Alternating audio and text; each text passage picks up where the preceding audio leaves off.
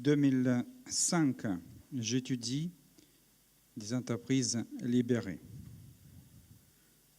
Des entreprises dans lesquelles la majorité des salariés ont la liberté et la responsabilité totale d'entreprendre toute décision qu'eux-mêmes, pas leur chef, ni les procédures, décident comme les meilleurs pour réaliser la vision des entreprises. Malgré cette définition un peu utopique, ces entreprises existent. J'ai rencontré pour ma recherche une cinquantaine en France et dans d'autres pays du monde. Avec mon co-auteur Brian Carney, on était frappés par ces gens, épanouis et souriants, que chaque jour contribuaient pour les résultats de leur entreprise. Et en même temps, on s'est posé une question, pourquoi il n'y en a pas plus? Aujourd'hui, je peux vous dire qu'il y a des centaines d'entreprises comme ça. Seulement en France, comme vous pouvez voir sur cet échantillon, cette carte, maintenue par une communauté des entreprises libérées, un peu comme Wiki, il y a des entreprises partout, y compris dans cette région.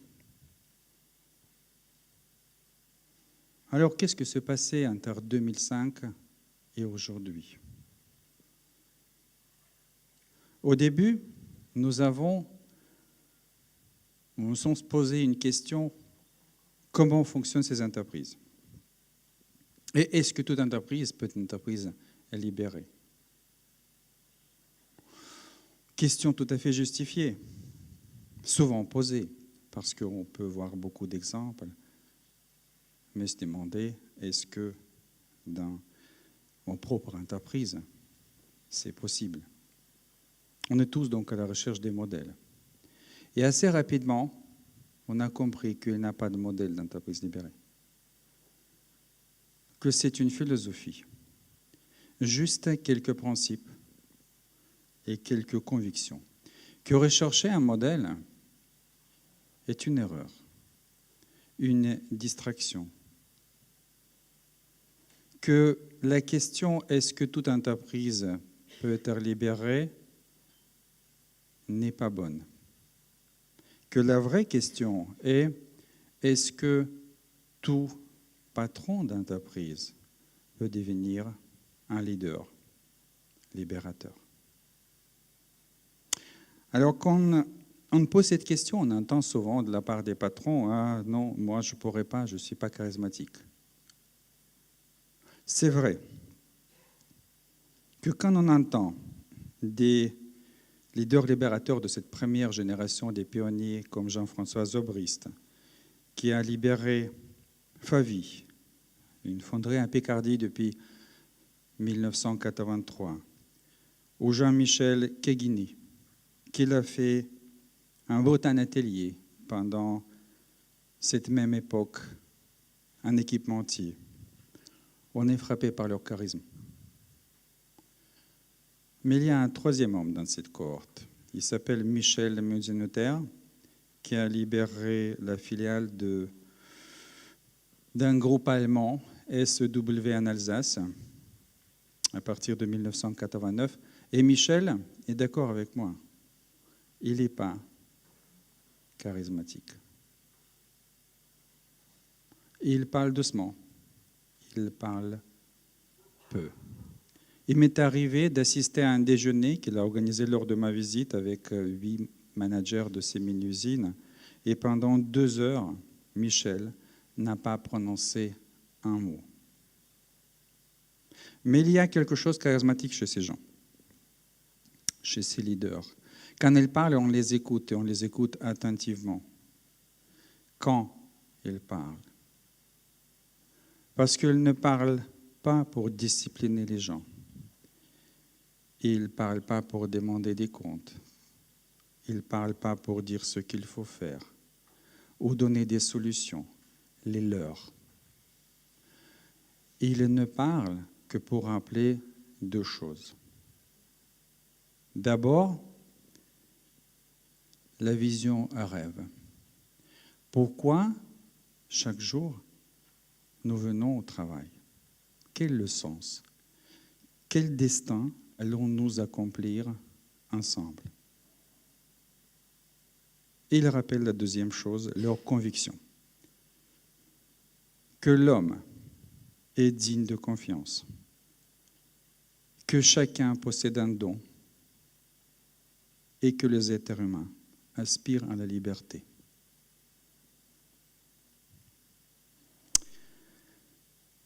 Cette vision rêve,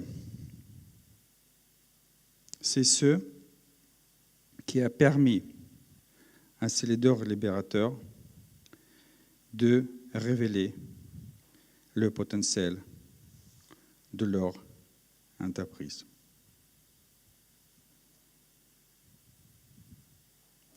Je vais parler donc pourquoi il leur rappelle.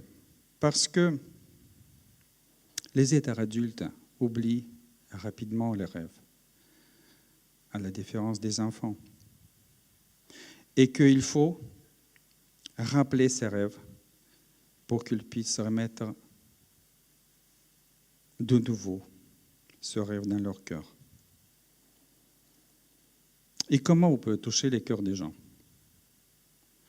Pas avec les concepts, pas avec les chiffres.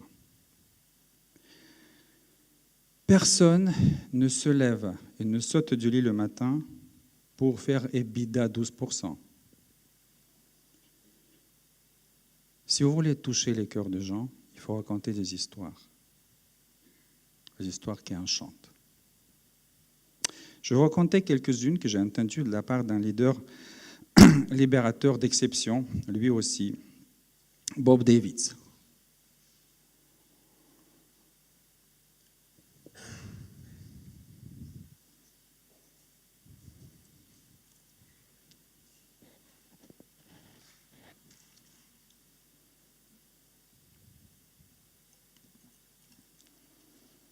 Il est bon ce vin. Bob Davids, à un moment donné de sa vie professionnelle, a commencé à déguster beaucoup. Attention, pas boire, juste déguster. Il a créé une entreprise, sa 6e, une entreprise libérée, en Chine, pour fabriquer des jouets électroniques, qui a grandi à 10 ans d'une personne à 8000, est devenu le 3e fabricant le plus profitable de jouets au monde après Hasbro et Mattel. Et pendant ce temps, il a développé quelques passions, dont une passion pour le vin. Facile d'ailleurs d'assouvir, car la ville voisine, c'était Hong Kong, une plaque tournante pour le commerce des vins. Il est tombé amoureux. Il est tombé amoureux de Pinot Noir, de Bourgogne. Il a commencé à en déguster de plus en plus, en montant en gamme jusqu'à des vins du domaine Romanée Conti. Et à ce moment-là, il a fait 2 découvertes. La première, c'est la découverte de la grandeur. Il y a parmi des bons vins une minorité qui ne sont pas simplement bons, mais qui sont grands. Oui, ils coûtent souvent plus cher, mais ce n'est pas le prix qui fait du vin un grand vin. C'est son unicité. C'est cette qualité que quand vous le dégustez, vous ne dites pas simplement que c'est un bon pinot ou que c'est un bon côte-rôtie, mais que vous reconnaissez ce terroir et ce vigneron qui l'ont fait naître. Parce qu'il y a des recettes pour faire des bons vins. Mais pour faire un grand vin, il faut de l'amour. Il faut du vigneron qui est amoureux de son terroir pour révéler la grandeur de ce vin. Bob Davids, et qu'il n'y a pas de recette pour l'amour. Bob Davids fait aussi la deuxième découverte. Il découvre sa rêve, sa vision rêve. Comme toute vision rêve, elles sont simples. Pour lui, c'est faire produire un des meilleurs pinots noirs au monde, humainement possible. Quand il fait part de sa volonté de quitter l'entreprise au président du conseil de surveillance, à l'époque son entreprise était déjà cotée à la bourse, celui-ci lui a demandé, est-ce que, Bob, tu sais comment on fait une petite fortune? Savez-vous ou non? Vous commencez par une grosse et vous achetez un vignoble. Mais Bob n'a pas écouté. Il était rempli de l'amour, mais il avait un gros problème. Il n'avait pas de dulciné à qui l'offrir. Mais la différence de Don Quichotte, il ne s'est pas entouré de Sancho Pancho. Il s'est entouré des plus grands experts, avec la mission de trouver ce terroir d'exception. Ils ont sillonné le monde entier, et un jour, lui ont présenté sa dulcinée. Et son cœur a frisé. Si le cœur peut friser devant un désert. En effet, c'était des collines désertiques de Californie centrale, où il fait plus 35 dans la journée. En plus, un ranch sur ces collines-là, dont le propriétaire a refusé de vendre. Voici donc une paysanne laide de Don Quichotte, et en plus asservie. Mais Bob tombe amoureux de ce terroir. Il passe 2 ans pour l'acheter, l'acquiert, en donnant le droit au propriétaire de promener ses chevaux dans les vignes. Il plante les vignes et 3 ans après, il fait sa première récolte. Et qu'est-ce qu'elle est belle, cette dulcinée! Son vin, dès la première année, se trouve dans les 100 meilleurs vins du monde de Wine Spectator et il reste 4 années de suite dans cette liste, la première fois que ça arrive à un nouveau vignoble. La vision rêve a permis aussi à Bob, d'ailleurs, de réaliser la grandeur de son entreprise. Permet aussi à d'autres leaders libérateurs de réaliser la grandeur ou révéler la grandeur de leur propre entreprise. Mais il ne suffit pas. Vous avez votre dulciné. Vous l'avez conquis. Mais comment prouvez-vous votre amour? Allez-vous imprimer des cartes directeur général de la dulcinée? Allez-vous décider du rendement de la dulcinée et implanter des process pour l'obtenir? Allez-vous enfin calculer des ressources dont elle a besoin, y compris à la fin des ressources humaines, une servante? Non. Parce que l'amour, c'est pas ça. Pour prouver l'amour, il faut se mettre au service de l'autre. Et Bob, avec son équipe, se met au service de ce terroir. Il plante peu de vignes par hectare.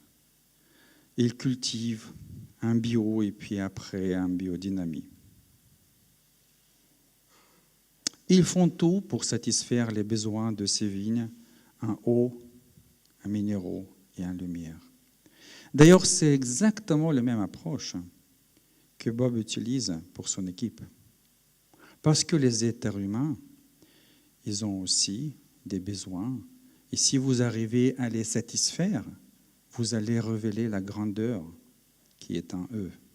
Les besoins en confiance, en réalisation de soi et en autodirection. Et Bob fait tout pour les satisfaire complètement. Complètement, parce que la confiance exclut le contrôle. Bob passe pas beaucoup de temps dans son vignoble. Il fait confiance. 1 mois par an. Il a une autre passion qui est la pêche. Il a un bateau, il passe beaucoup de temps à pêcher. Mais il s'intéresse. C'est aussi du respect pour les gens. Il les appelle régulièrement. Un jour, il a un Victor au bout du fil, qui est un viticulteur en chef de son vignoble. Et Victor, il est inquiet. Il dit, Bob, on a un gros problème. Je viens de prendre des mesures de sucre dans les raisins. On est au mois de juillet, le printemps était difficile. Si on ne fait rien, on court à la catastrophe. On va perdre tout le récolte. Dit Bob. Donc, d'après ce que je comprends, c'est un problème sérieux. C'est pas seulement un problème sérieux, Bob, il va falloir faire quelque chose. Donc tu dis c'est tellement sérieux qu'une action dramatique est nécessaire. Et Bob me commente, il dit je sens qu'il a un gros singe sur son épaule et que la conversation va continuer pour que moi je décide. Mais dans toute ma carrière de 40 ans, personne encore a réussi à me passer un singe. J'ai suivi des formations. L'écoute active. Je juste reformule tout ce qu'il dit et j'attends. Et Victor dit, mais Bob, va falloir faire le vendange vert. Ça veut dire faire tomber, par exemple, la moitié des raisins pour que le reste des raisins ont une chance d'arriver à la maturité. Dit Bob, mais alors cette action dramatique dont tu me parles, c'est faire tomber des raisins, c'est bien ça. Mais Bob, c'est beaucoup d'argent. Beaucoup ne me dit pas grand-chose. C'est 1,8 million qu'on va faire tomber par terre, qu'autrement on aurait mis dans les bouteilles et vendues.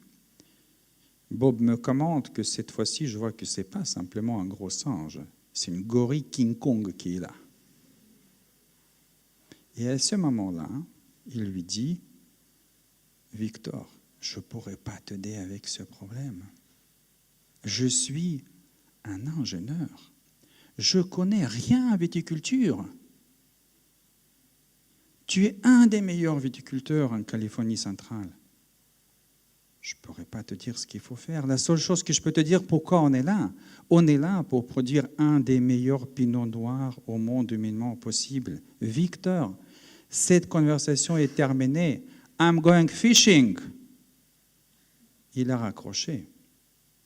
Victor m'a raconté plus tard qu'il s'est allongé par terre. Il suivait yoga à l'époque. Il respirait très profondément plusieurs fois. Il s'est levé et il a pris cette décision de couper des raisins. Et cette année-là, ils étaient classés le plus haut de leur histoire en 50e place. Voilà ce qui prend pour donner la confiance. Mais est-ce que c'est simple pour la recevoir? Est-ce que c'est facile? Parfois, en tout cas au départ, les gens étaient très surpris quand ils annonçaient qu'il va partir en Asie pour 2 mois et qu'il sera injoignable. Ils voyaient l'inquiétude dans les visages des gens et les gens disaient « Mais si on a besoin vraiment de vous contacter, est-ce qu'on pourra ?» Pourquoi faire? Quelque chose d'urgent. Vraiment pour quelque chose d'urgent.